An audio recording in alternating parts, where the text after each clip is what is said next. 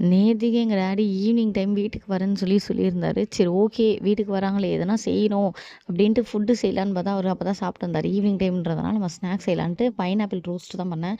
அது வந்து ரொம்ப ஈஸி. வெறும் குழம்பு மிளகாத்தூளு, ஒயிட் சுகர் இல்லன்னா நான் ப்ரவுன் சுகர் போட்டேன்.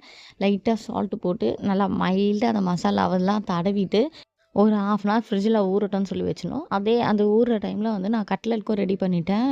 பொட்டேட்டோ கட்லெட்டோ செஞ்சிடலான்னு சொல்லிட்டு, அதுக்கப்புறம் இது 1/2 அன் ஹவர் ஆயிட்ட பிறகு இத எடுத்து பட்டர்ல வந்துட்டு நான் லைட்டா ரோஸ்ட் பண்ணி எடுக்கணும்.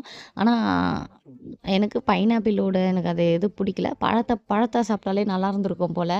பட்டர்ன்றதுனால எனக்கு பிடிக்கலையோ என்னமோ, நெக்ஸ்ட் டைம் வந்து ஆயில்ல ட்ரை பண்ணலாம்.